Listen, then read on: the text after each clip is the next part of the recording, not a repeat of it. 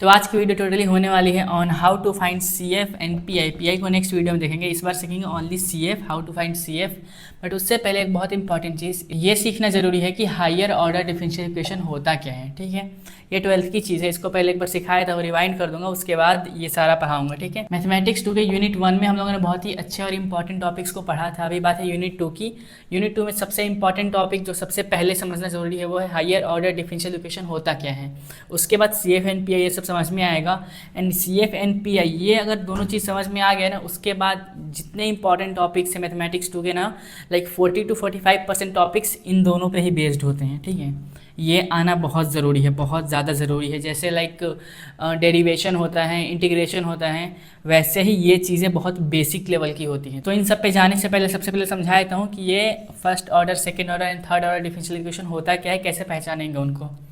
First order differential equation का मतलब है जिसमें नॉर्मल ऐसा इक्वेशन होता है D Y by D X plus Y equal to 0। बहुत ही सिंपल लैंग्वेज में समझाने की कोशिश करूंगा, इसलिए बहुत ही ध्यान से समझना। ठीक है, फर्स्ट ऑर्डर डिफरेंशियल इक्वेशन का मतलब है जो ऐसा इक्वेशन होगा D Y by D X plus Y equal to 0 and इसका जो हाईएस्ट डेरिवेटिव होगा, डेरिवेटिव मतलब ये जो हाईएस्ट डेरिवेटिव होगा वो सिंगल होगा, तो इसको बोलेंगे फर्स्ट ऑर्डर डिफरेंशियल इक्वेशन। उसके बाद बात करें सेकेंड ऑर्डर डिफरेंशियल इक्वेशन की, इसमें क्या होगा ना कि ऐसा इक्वेशन होता है जिसमें D square Y by D X square plus 5 D Y by D X plus 6 Y equal to 0। इसका हाईएस्ट डेरिवेटिव कौन सा है, D square Y by D X square. देखो इससे बड़ा तो ये है ना, इससे हाईएस्ट ये है, तो इसको बोलेंगे second order differential equation. And जैसे थर्ड ऑर्डर में क्या होगा कि हाईएस्ट जो होगा ये वाला, इससे तो हाईएस्ट ये है, तो इसको बोलेंगे third order differential equation. Highest derivative ये जो हाईएस्ट डेरिवेटिव ये होता है ना, इसी के बेसिस पे हम जज करते हैं कि फर्स्ट ऑर्डर है, सेकेंड ऑर्डर है या फिर थर्ड ऑर्डर है। एक और चीज़, अगर दो या फिर दो से ज़्यादा ऑर्डर की डिफरेंशियल इक्वेशन है तो उसको हम लोग हायर ऑर्डर डिफरेंशियल इक्वेशन ही बोलेंगे। ठीक है, अगर सिंगल है तो उसको बोलेंगे फर्स्ट ऑर्डर डिफरेंशियल इक्वेशन, दो या फिर दो से ज़्यादा है तो उसको बोलेंगे हायर ऑर्डर डिफरेंशियल इक्वेशन। ठीक है, अभी बात करते हैं फटाफट कि how to find C F. तो इसको स्क्रीनशॉट ले लो, मिटाता हूँ फिर बात करते हैं। इतना समझाना थोड़ा ज़रूरी था क्योंकि बहुत सारे बच्चे भूल गए होंगे, 12th की चीज़ थी ये, तो इसलिए मैंने सोचा इसको एक बार समझा दिया जाए। उसके बाद क्वेश्चंस तो सॉल्व करेंगे तो उसमें सब समझ में आ ही जाएगा धीरे धीरे। सबसे पहले बात करते हैं how to find C F. C F का मतलब क्या होता है, सी एफ का मतलब होता है कॉम्प्लीमेंट्री फंक्शन। ठीक है, कॉम्प्लीमेंट्री फंक्शन मतलब सी एफ। अभी देखो इसमें कुछ स्टेप्स होते हैं, उनको फॉलो करना पड़ेगा तब समझ में आएगा। पहले स्टेप्स लिखवा देता हूँ, इनको स्क्रीनशॉट ले लेना है, फिर कॉपी और पेन लेके बैठा करो तो समझ में जाता आएगा। पहला स्टेप ऑक्सिलरी इक्वेशन में कन्वर्ट करना होता है। ऑक्सिलरी इक्वेशन में इसको कन्वर्ट करना होता है। सबसे पहले जो भी इक्वेशन मिला रहेगा उसको ऑक्सिलरी में कन्वर्ट करना होता है। वो कैसे करेंगे, जैसे D by D Y equal to हम ले लेंगे डी। ऐसे तुम लोगों ने आरजीबी में क्वेश्चंस देखे होंगे, क्वेश्चंस ऐसे आते हैं D square Y plus D plus 6, ऐसे करके क्वेश्चंस कुछ आते हैं। दूसरा स्टेप जो है वो है फाइंड रूट्स। ठीक है, ये समझ में नहीं आ रहा होगा, आई नो थोड़ा सा कन्फ्यूजन होगा, जब न्यूमेरिकल्स बनाएंगे तो समझ में आ जाएगा। रूट्स लाइक 1 2 3 4 कैसे भी हो सकते हैं। M1 ये पहला रूट हो गया, ये दूसरा रूट, ये तीसरा रूट। इस टॉपिक में मेन जो खेल है वो रूट्स का ही है, समझ रहे हो। रूट्स अगर मान लो इफ़, ऐसे मैं कंडीशंस लगाता हूँ, इफ़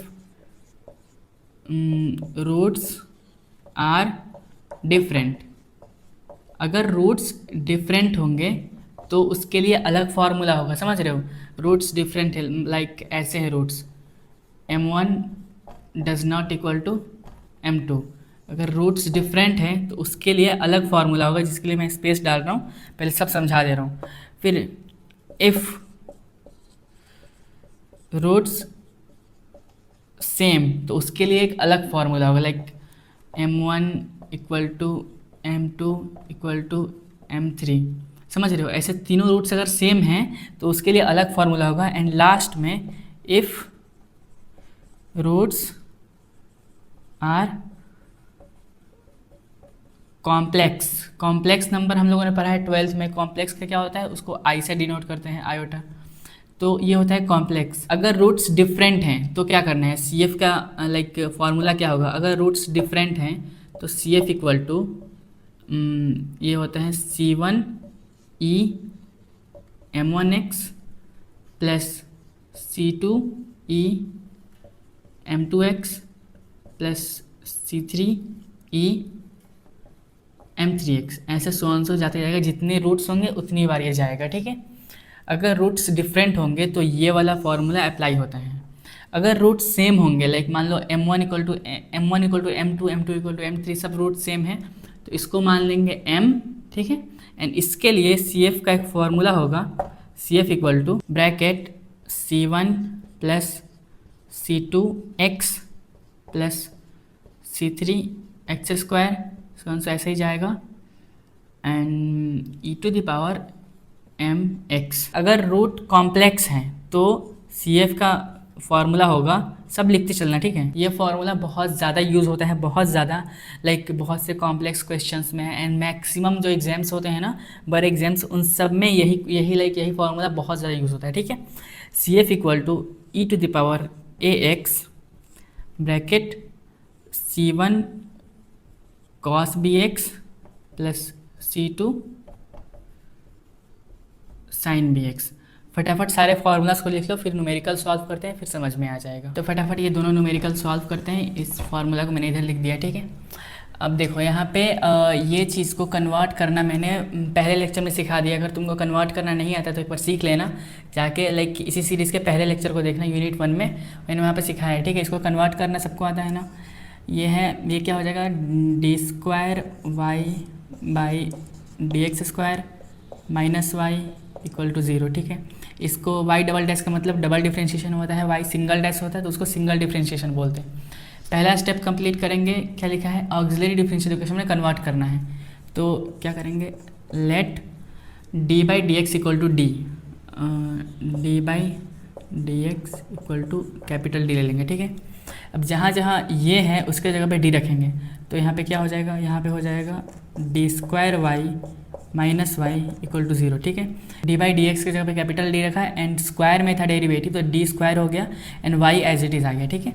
अब देखो यहाँ से y कॉमन ले सकते हैं क्या, d² minus 1 y equal to 0, y इधर से इधर जाएगा तो 0 हो जाएगा, तो ये क्या हो जाएगा, d² minus 1 equal to 0, and d² equal to plus 1, d equal to plus minus 1, ठीक है। ये बहुत बेसिक सी चीज़ है। तो यहाँ पे प्लस और माइनस दोनों में 1 मिला, तो इसके दो रूट्स हो गए, m1 equal to 1, m2 equal to minus 1, इसके दो रूट्स हो गए। दोनों रूट्स देखो अलग अलग है ना, m1 प्लस में है और m2 माइनस में है, तो ये दोनों डिफरेंट रूट्स हैं। डिफरेंट रूट के लिए ये फॉर्मूला होता है CF equal to C1 e m1x plus C2 e m2x, ठीक है। तो लिखेंगे फॉर्मूला CF इक्वल टू, इसको ऊपर रखो, CF इक्वल टू क्या था, C1 e m1x plus C2 e m2x। देखो CF equal to C1 e m1 की वैल्यू क्या है 1 से x में मल्टीप्लाई हो गया, हो जाएगा x plus C2 e m2 की वैल्यू क्या है -1, ये x से मल्टीप्लाई होता हो जाएगा -x, आ गया, हो गया, CF निकल गया। देख रहे हो कितना सिंपल था ये आपका CF। अगर डिफरेंट रूट्स हैं, अगर डिफरेंट रूट्स रहेंगे तो ऐसे सॉल्व करना है। दूसरे क्वेश्चन को सॉल्व करते हैं, फिर समझ में आएगा। लगता है इंक खत्म हो गया इसका। देखो सबसे पहले इसको कन्वर्ट करते हैं। कैसे कन्वर्ट करना है, d² y by dx² plus 8 dy by dx plus 16y equal to 0। सबसे पहले ऑक्सिलरी करेंगे चेक, तो क्या करेंगे, let d by D x equal to D, ठीक है। जहाँ जहाँ d बाई डी एक्स है वहाँ d रख दो, तो ये हो जाएगा d² y plus 8 dy plus 16y equal to 0, ठीक है। अभी देखो यहाँ से y कॉमन हो जाएगा, तीनों में है, तो ये हो जाएगा d² plus 8d plus 16y equal to 0। y को इधर भेज देंगे तो 0 हो जाएगा, तो ये हो जाएगा d² plus 8d plus 16 equal to 0, ठीक है। अभी फैक्टर करना है, ये 8 वाली चीज़ है नॉर्मल, इसको फैक्टर करके दो इसके सॉल्यूशंस निकालने हैं। तो कैसे होगा, d² plus 4d plus 4d plus 16 equal to 0, d² नहीं कॉमन निकालेंगे, तो इसमें से कॉमन क्या हो जाएगा, d प्लस 4 प्लस 4 कॉमन ले लेंगे, d प्लस 4 इक्वल टू 0। देख के ही पता लग रहा है सिंपल सा कि इसके लिख दे रहा हूँ, चलो d प्लस 4 इक्वल टू 0। चलो अलग अलग लिख लेते हैं, d plus 4 equal to 0, d equal to -4, d plus 4 equal to 0, d equal to -4। तो देखो यहाँ पे इसको m1 लेंगे, इसको m2, तो m1 की वैल्यू क्या है -4, m2 की वैल्यू क्या है -4, तो दोनों सेम है, समझ रहे हो। तो ये वाला फार्मूला रहेगा क्योंकि इस पर रूट्स दोनों के सेम आए हैं। m1 इक्वल टू m2 है, इन सबको m मान लेंगे, तो इन सबको m मान लेंगे एंड m की वैल्यू क्या है -4, ठीक है।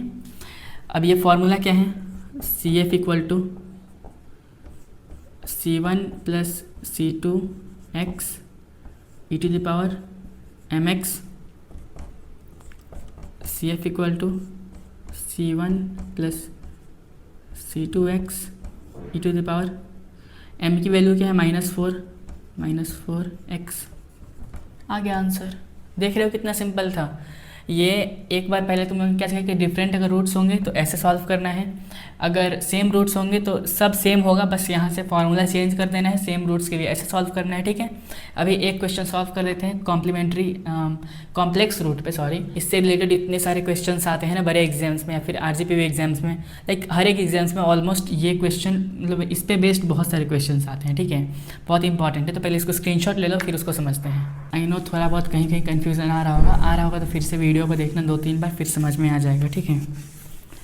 स्टार्टिंग में भी बहुत सारे स्टूडेंट्स का मैथमेटिक्स 2 बहुत टाइम से छूटा हुआ है, इवन मैथ्स छूटा हुआ है, 12th का पूरा छूटा हुआ है, इसीलिए दिक्कत आती है, समझ रहे हो। एक और क्वेश्चन सॉल्व करते हैं, y double dash plus y equal to 0, ठीक है। इसको सॉल्व करते हैं, कैसे सॉल्व होगा, एज वी नो यहाँ पे हो जाएगा d square y by dx square plus y equal to 0। Let पहला condition d by D x equal to D, ठीक है, d by D x equal to D. जहाँ जहाँ d बाई डी एक्स है वहाँ d रख देंगे, तो क्या हो जाएगा d square Y plus Y equal to 0। y common ले लेंगे, d square plus 1 equal to 0।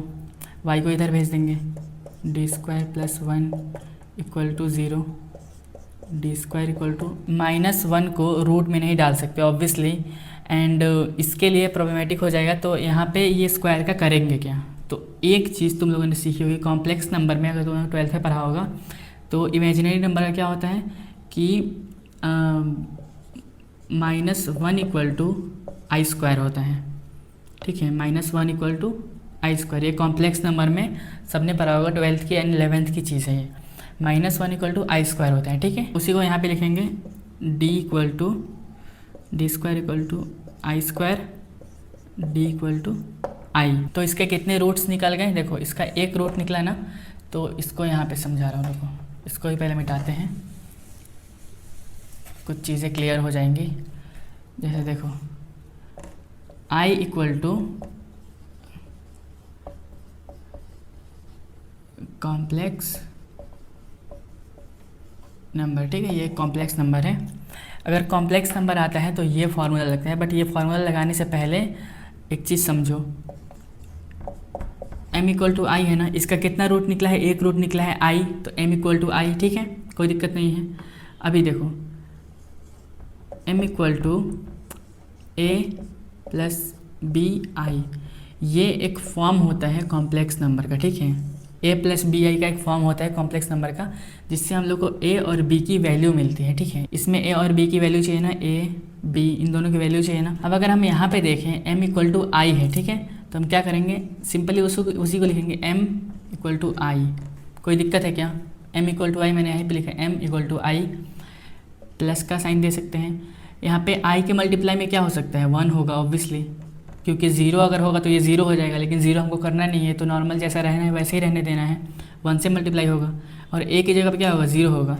अगर इसको सॉल्व करेंगे तो क्या आएगा, ये इससे मल्टीप्लाई होकर सेम ऐसा ही रहेगा, इससे 0 से प्लस होगा तो सेम वही रह जाएगा जैसा था। a की जगह पे क्या है, a की वैल्यू क्या है, a इक्वल टू 0, b की वैल्यू क्या है, b इक्वल टू 1, ठीक है, इस चीज़ को बहुत ही ध्यान से समझना, बहुत ही इंपॉर्टेंट है ये।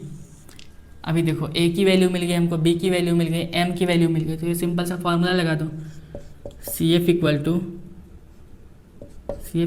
ई to the power A X C one cos B X plus C two sine B x.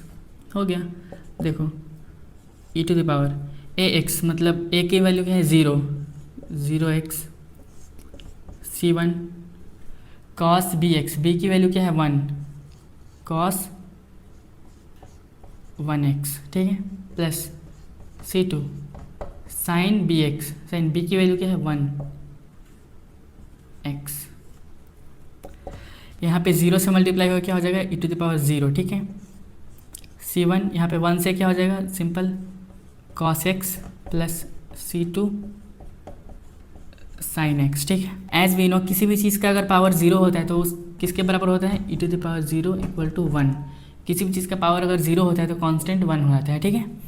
तो ये 1 हो जाएगा, 1 से मल्टीप्लाई हुई यहाँ पे ख़त्म हो जाएगा ये, तो ये हो जाएगा simple C1 cos x plus C2 sin x, and ये हो गया हमारा CF निकल गया C1 cos x plus C2 sin x। देखा कितना सिंपल था ये। अभी हम लोगों ने क्या डिफरेंट भी सीख लिया, सेम भी सीख लिया एंड कॉम्प्लेक्स भी सीख लिया, तीनों मेथड आपने सीख लिया। तीनों में से किसी भी मेथड पे अगर क्वेश्चन आते तो जैसे मैंने बताया वैसे ही सॉल्व करना, बहुत ही ईजी वे में।